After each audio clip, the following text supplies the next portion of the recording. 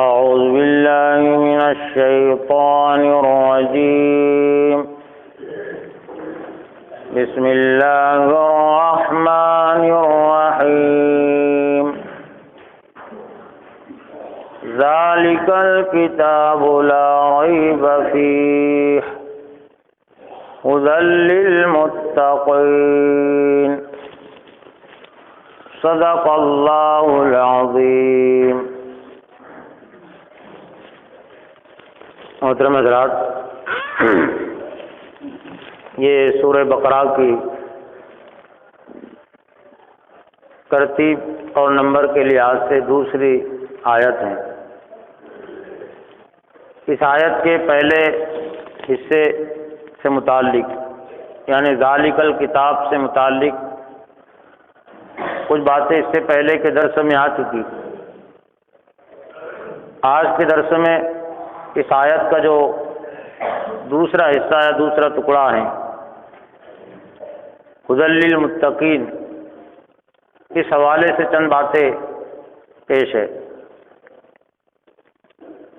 ہدایت کا لفظ ویسے ہمارے لیے جانا پہچانا ہے، متقین کا لفظ بھی ہمارے لیے نیا نہیں ہے، لیکن ایسا بھی ہوتا ہے کہ جو الفاظ ہمارے جانے پہچانے ہوتے ہیں ان کی حقیقت اور ان کے مفہوم کو پورے طور سے نہیں سمجھنے کی وجہ سے اس سے ہم فائدہ نہیں اٹھا پاتے۔ تو ایک طرح سے جو قریب کی چیز ہوتی ہے وہ دور بھی ہو جاتی ہے۔ وہ جو کہا جاتا ہے چراغ تلے اندھیرا، چراغ تلے اندھیرے کا مطلب یہ کہ چراغ کے ذریعے سے روشنی تو پھیل رہی ہے لیکن چراغ کے قریب کا جو حصہ ہے وہ روشنی سے محروم ہے۔ تو کبھی ایسا بھی ہوتا ہے لا علمی کی وجہ سے، بے حسی کی وجہ سے۔ تو آج اگر ہم غور کریں تو مسلم معاشرہ کچھ اسی طرح کی صورتحال سے دوچار ہے۔ ہدایت کے لفظ سے محبت بھی ہے، ہر شخص ہدایت چاہتا ہے اور ہر شخص اللہ کے ڈر کا دعویٰ بھی کرتا ہے کہ اللہ کا ڈر میرے اندر ہے، اللہ کا ڈر آنا چاہیے۔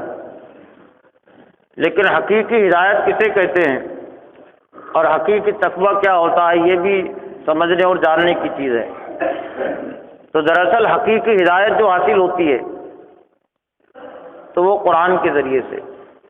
ایک طرح سے اس ٹکڑے میں مقصد نزول کتاب کو بیان کر دیا گیا۔ آیت کے پہلے حصے میں تو اس کتاب کی جو اصل شناخت ہیں تو وہ بتلا دی گئی کہ یہ کتاب ایسی ہے کہ جس میں کوئی شک و شبہ نہیں ہے کہ کس مقصد کے لیے نازل ہوئی۔ وہ مقصد بتلا دیا گیا کہ ھدی للمتقین، اللہ سے ڈرنے والوں کے لیے، ہدایت کے لیے، رہنمائی کے لیے، اور انگریزی میں اس کے لیے گائیڈ، انہیں رہنمائی کرنا، راستہ دکھانا۔ قرآن مجید کی ایک ہدایت تو وہ ہے جس کو ہم عام ہدایت کہہ سکتے ہیں، ھدی للناس۔ جیسے کہ ایک مقام پر اللہ نے فرمایا، بلکہ کئی جگہوں پر، کہ شہر رمضان الذی انزل فیہ القرآن ھدی للناس وبینات من الھدی والفرقان، کہ رمضان وہ مہینہ ہے جس میں قرآن نازل کیا گیا۔ تو قرآن کے نازل ہونے کا ایک مقصد یہ بتلایا ھدی للناس، تمام لوگوں کے لیے ہدایت، رہنمائی۔ اور یہاں پر ھدی للمتقین ہے اور کہیں پر ھدی للمؤمنین، ھدی للمحسنین کے الفاظ آئے ہیں۔ تو موقع اور مناسبت کے لحاظ سے اس کا مفہوم متعین ہو جاتا ہے۔ وہ یہ کہ ایک لحاظ سے قرآن مجید کی ہدایت تو تمام انسانوں کے لیے ہے لیکن وہ اختیاری درجے میں ہے۔ کامیابی کی ضمانت اور بشارت وہ عمومی ہدایت پر نہیں ہے کہ جو چاہے اس سے راستہ اختیار، جو چاہے اسے قبول کرے، جو چاہے اس کے مطابق چلے۔ تو وہ ہدایت تمام انسانوں کے لیے ہے کہ صحیح کیا ہے، غلط کیا ہے۔ لیکن کامیابی کی خوشخبری اور بشارت صرف ان لوگوں کے لیے ہے جو متقی بنیں گے۔ یہ اس میں جو فرق ہے بنیادی، تو آپ اس کو کسی ادارے کے داخلے سے اور اس کی ڈگری سے آپ سمجھ سکتے ہیں کہ ڈاکٹری کے کورس میں داخلہ لینا ہر ایک کے لیے کھلا ہوا ہے کہ جو چاہے اس میں داخلہ لے سکتا ہے۔ ایک حیثیت تو یوں سمجھ لیجئے کہ اس کی یہ کالج کیے ہیں کہ داخلہ ہر ایک کے لیے کھلا ہوا ہے، لیکن ڈگری ہر ایک کے لیے نہیں کھلی ہوئی۔ داخلے کا دروازہ ہر ایک کے لیے کھلا ہوا تھا، ایسے ہی قرآن مجید کی ہدایت کا دروازہ ہر ایک کے لیے کھلا ہوا ہے، لیکن جہاں تک کہ اس کی ڈگری کی بات ہے، کامیابی کی خوشخبری اور ضمانت کی بات ہے، تو وہ عام نہیں ہے، وہ خاص ہے۔ اور کن لوگوں کے لیے؟ ہدی للمتقین، متقین کے لیے ہدایت۔ اب ہدایت زندگی کے لیے ضروری ہے، صحیح راستے کی واقفیت، اور یہ وہ ہدایت ہے کہ جس کا تذکرہ حضرت آدم علیہ السلام کو زمین پر بھیجنے سے پہلے ہی کر دیا گیا تھا۔ جب اللہ نے حضرت آدم علیہ السلام کو، حضرت حوا کو زمین پر بھیجا تو سورہ بقرہ کے 4 رکوع کے آخر میں کہ قلنا اہبطوا منہا جمیعا فإما یأتینکم منی ھدی فمن تبع ھدایا فلا خوف علیہم ولا هم یحزنون، یہاں سے اتر جاؤ، جب بھی میری جانب سے ہدایت آئے تو جو اس ہدایت کی اتباع اور پیروی کرے گا اس پر کوئی ڈر اور خوف نہیں ہوگا، اور جو انکار کرے گا، جھٹلائے گا، تو دراصل وہی دوزخ میں جانے والے ہیں۔ تو وہی ہدایت جس کا تذکرہ حضرت آدم علیہ السلام کو بھیجنے سے پہلے کر دیا گیا تھا، کبھی صحیفوں کی صورت میں انبیاء پر نازل ہوئی، تورات کی صورت میں، زبور انجیل کی صورت میں وہی ہدایت نازل ہوئی ہم سے پہلے لوگوں کی ہدایت کے لیے، رہنمائی کے لیے، اور سب سے آخر میں قرآن مجید کی صورت میں وہی ہدایت نازل ہوئی ھدی للمتقین۔ لیکن یہاں پر اس ہدایت کا تذکرہ کیا گیا جس ہدایت پر آخر میں، جہاں پر یہ مضمون ختم ہوتا ہے، تو آخر میں کہا گیا کہ اولئک علی ھدی من ربہم واولئک ھم المفلحون، یہی لوگ ہیں جو اپنے رب کی جانب سے ہدایت پر ہے، اور یہی لوگ ہیں جو کامیاب ہونے والے ہیں۔ تو اب یہ ہر ایک کو جان لینا چاہیے کہ قیامت تک کے لیے ہدایت کا سرچشمہ، صحیح راستے کو جاننے کا سرچشمہ، وہ اللہ کا کلام قرآن مجید ہے۔ اسی ہدایت کے ذریعے سے، اسی ہدایت نامے سے حضرت محمد صلی اللہ علیہ وسلم نے ہدایت حاصل کی، اسی ہدایت نامے سے صحابہ اکرام نے ہدایت حاصل کی، اور اسی ہدایت نامے سے ہم سے پہلے جتنے اللہ کے محبوب بندے گزرے ہیں، جتنے بزرگان دین گزرے ہیں، شیخ عبد القادر جیلانی ہو، خواجہ معین الدین چشتی ہو، امام ابو حنیفہ ہو، امام شافعی ہو، امام احمد بن حنبل ہو، یا جتنے بھی نام ہم لیتے ہیں، ان تمام کو اگر کہیں سے ہدایت ملی تو وہ صرف اسی ہدایت نامے کے ذریعے سے۔ لیکن یہ بھی المیہ کی بات ہے، افسوس کی بات ہے کہ وہی ہدایت ہم بھی چاہتے ہیں، شیخ عبد القادر جیلانی کی زندگی اور وہ طریقہ ہم بھی چاہتے ہیں، خواجہ معین الدین چشتی کے نام سے بھی محبت ہے، نام کا میں تذکرہ جان بوجھ کر رہا ہوں، کام سے محبت نہیں ہے۔ شیخ عبد القادر جیلانی کے بھی نام سے محبت ہے لوگوں کو صرف، اور یوں کہے تو یہ بھی غلط نہیں ہوگا، صرف حضرت محمد صلی اللہ علیہ وسلم کے نام سے محبت ہے، حضرت محمد صلی اللہ علیہ وسلم کے کاموں سے کام محبت ہے۔ حضرت محمد صلی اللہ علیہ وسلم کے کاموں سے محبت ہوتی تو حضرت محمد صلی اللہ علیہ وسلم کا سب سے پہلا کام تو یہی تھا، یتلو علیہم آیاتی ویزکیہم ویعلمہم الکتاب والحکمہ۔ حضرت محمد صلی اللہ علیہ وسلم نے بحیثیت نبی رسول کے سب سے پہلا کام کیا کیا؟ اس کا جواب اگر دیا جائے تو میرا اپنا احساس یہ کہ کسی کو اختلاف بھی نہیں ہوگا۔ بحیثیت نبی رسول کے حضرت محمد صلی اللہ علیہ وسلم کا سب سے پہلا کام تھا اللہ کے طرف سے نازل ہونے والے قرآن مجید کو سننا، سمجھنا، جو جبرائیل علیہ السلام کے ذریعے سے نازل ہوا۔ کیا اس سے کسی کو اختلاف ہے؟ عمل کرنے کا دوسرا کام تھا، تبلیغ کرنے کا تیسرا کام تھا، لیکن اول درجے کا جو کام تھا حضرت محمد صلی اللہ علیہ وسلم کا، اقرأ بسم ربک الذی سے جو قرآن مجید کی آیت کا نزول کا سلسلہ شروع ہوا، اور پھر وہ 23 سال میں یہ قرآن مجید مکمل ہوا، تو دینی لحاظ سے نبی اور رسول کی حیثیت سے حضرت محمد صلی اللہ علیہ وسلم کا سب سے پہلا کام اللہ کے کلام کو سننا سمجھنا۔ کتنے امتیوں نے، حضرت محمد صلی اللہ علیہ وسلم کا نام لینے والوں نے اپنا پہلا کام اس کو بنایا۔ حضرت محمد صلی اللہ علیہ وسلم کا تو پہلا کام یہی تھا، لیکن افسوس ہے کہ کسی کی 40 سال کی عمر ہو گئی، کسی کی 50 سال کی عمر ہو گئی، لیکن اگر وہ اپنے ذہن پر زور دے کر اس بات پر غور کرے، کیا 40 سال اور 50 سال کے عرصے میں کوئی ایسا موقع اور مرحلہ آیا کہ سورہ فاتحہ سے لے کر والناس تک میں نے ایک مرتبہ ہی صحیح قرآن مجید کو سمجھ کر پڑھا، یا پڑھنا نہیں آتا تو سمجھ کر میں نے کسی سے سنا؟ اگر اپنا احساس یہ ہے کہ 90% لوگوں کم از کم یہاں ہندوستان کی سطح سے 90% مسلمانوں کا ضمیر، ان کا دل، کوئی اور نہیں، ان کا دل اس بات کی گواہی دے گا، اعلان کرے گا کہ 60 سالہ 70 سالہ زندگی میں ایسا موقع نہیں آیا۔ تو پھر کہاں حضرت محمد صلی اللہ علیہ وسلم پر ہمارا صحیح ایمان ہوا؟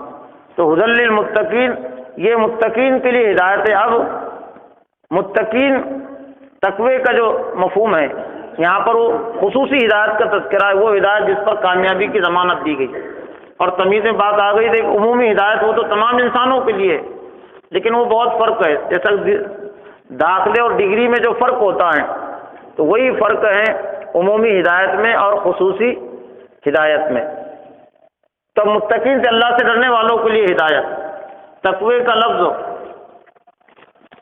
عام طور سے اس کے معنی پرہیزگاری کے بھی کیے گئے، فارسی پرہیزگار، اور کس چیز سے پرہیز کرنے والے؟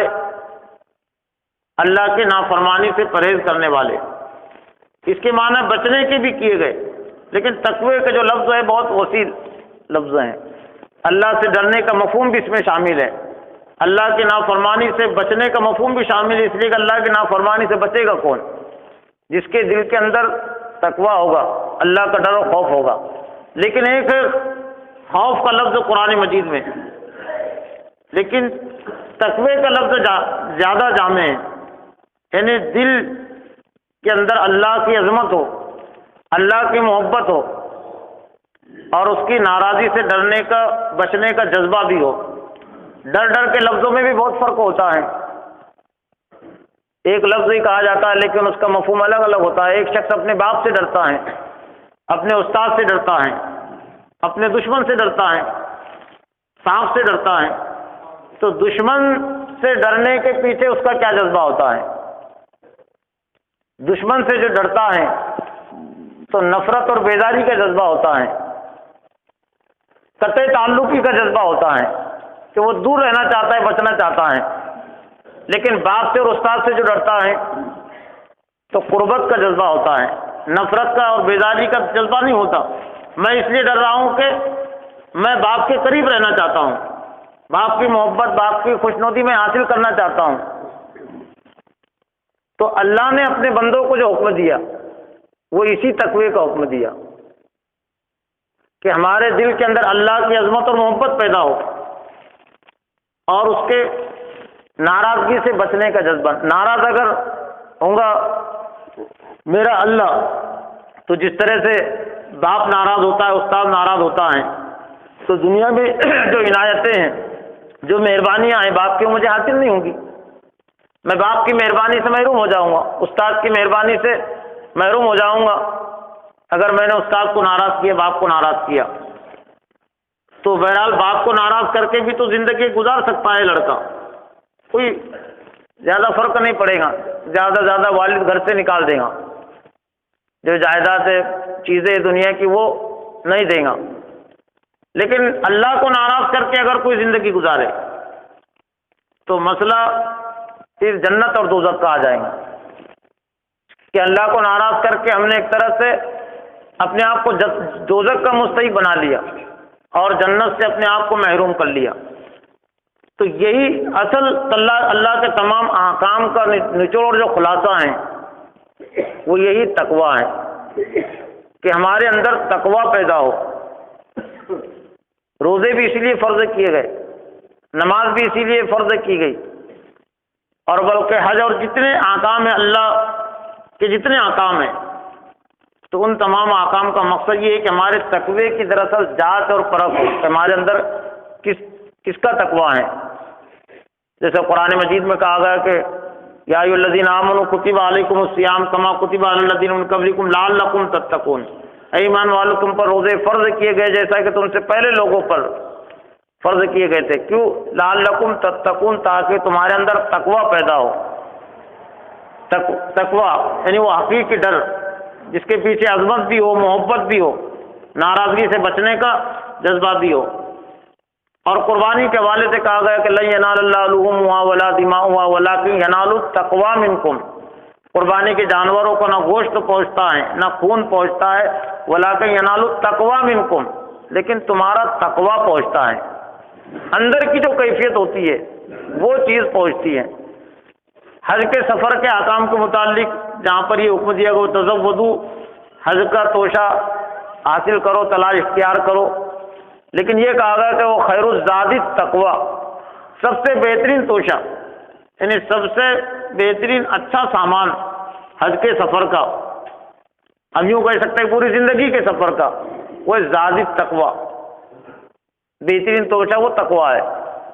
اور لباس کے متعلق بھی کہا گیا، جہاں پر یہ جسمانی لباس کا تذکرہ کیا گیا جس سے ستر پوشی ہوتی ہے، تو وہاں یہ بھی کہ وہ لباس التقوی ذالک خیر، لیکن تقوی کا لباس سب سے زیادہ بہتر ہے، یعنی تقوی کا لباس وہ پہنے اڑے، ورنہ یہ لباس پہن لیا تو ظاہری لحاظ سے تو ستر پوشی ہو گئی، لیکن وہ شیطان کے بہکاوے سے کہاں بچا، شیطان نے تو بنانا اس کو کر دیا۔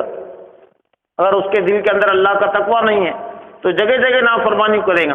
تو ھدی للمتقین، اللہ سے ڈرنے والوں کے لیے ہدایت کا کام یہ کرتی ہے، جس کے اندر اللہ کا ڈر اور خوف ہوگا۔ تو صحیح رہنمائی دراصل قرآن سے وہی حاصل کریں گے، یا قرآن سے فائدہ انہی کو پہنچے گا جن کے دل کے اندر اللہ کی عظمت ہوگی، محبت ہوگی اور اس کا ڈر و خوف ہوگا۔ لیکن آج اگر ہم غور کریں تو پرہیزگاری کا لفظ بھی مسلم معاشرے میں عام ہے، لیکن اصل پرہیزگاری جسے کہتے وہ نہیں ہے۔ جب دعوتیں ہوتی ہے، ولیمے کا کھانا، شادی کا کھانا، تو ایک پرہیزیوں کا کھانا بھی ہوتا ہے۔ پرہیزی مطلب یعنی جن کو پرہیز ہے کھانے سے، لیکن ابھی کسی کے لیے انتظام نہیں کرنا پڑتا کہ کچھ شادی بیاہ میں ایسے لوگ بھی آئیں گے کہ جن کو یہ رسومات سے پرہیز ہے اور جن کو یہ غلط تقریبات سے پرہیز ہے، تو اس کا انتظام کرنے کی ضرورت نہیں پڑتی، اس لیے وہ پرہیزی ہے ہی نہیں۔ نہ کسی کو گاجے سے پرہیز ہے، نہ کسی کو ہنڈے سے پرہیز ہے، نہ کسی کو جہیز سے پرہیز ہے، نہ لڑکی والوں کے کھانے کے خرچے سے کسی کو پرہیز ہے۔ لیکن اگر معلوم ہے جب کچھ لوگ ایسے بھی آئیں گے کہ لڑکی کے کھانے سے جن کو پرہیز ہے یا ہنڈے سے جن کو پرہیز ہے، تو لوگ بچنے کی کوشش کریں گے ان کو راضی خوش کرنے کے لیے۔ تو یہ پرہیز کا بھی چلن ڈالنے کی ضرورت ہے کہ معاشرے میں کچھ لوگ ایسے ہیں اور ایسے ہونے چاہیے کہ جن کو اللہ کے تمام نافرمانیوں سے پرہیز ہو، اور اصل متقی پرہیزگار وہی ہے۔ تو یہ ایک اہم آیت جو ایک طرح سے سورہ بقرہ کی ترتیب کے لحاظ سے دوسرے نمبر کی آیت ہے، لیکن مضمون کے لحاظ سے ایک طرح سے پہلی آیت تھی الف لام میم، یہ تو وہ آیت ہے جو حروف مقطعات پر مشتمل ہے۔ اصل مضمون اس کا ذالک الکتاب لا ریب فیہ سے شروع ہوتا ہے، گویا کہ ہر پڑھنے والے کے ذہن اور دماغ میں بات بٹھا دی گئی کہ یہ ایسی کتاب ہے کہ جس میں کوئی شک و شبہ نہیں اس کے حق ہونے میں، سچا کلام ہونے میں، اور دوسرے یہ کہ متقین کے لیے ہدایت کا سرچشمہ ہے کہ ہمیں کیا کرنا چاہیے اور کیا نہیں کرنا چاہیے۔ اللہ سے دعا ہے کہ اللہ تعالی ہمیں قرآن سے ہدایت حاصل کرنے کی توفیق عطا فرمائے، اللہ کے حقیقی عظمت اور محبت اپنے دل کے اندر پیدا کرنے کی توفیق عطا فرمائے۔ ربنا تقبل منا انک انت السمیع العلیم وتب علینا انک انت التواب الرحیم۔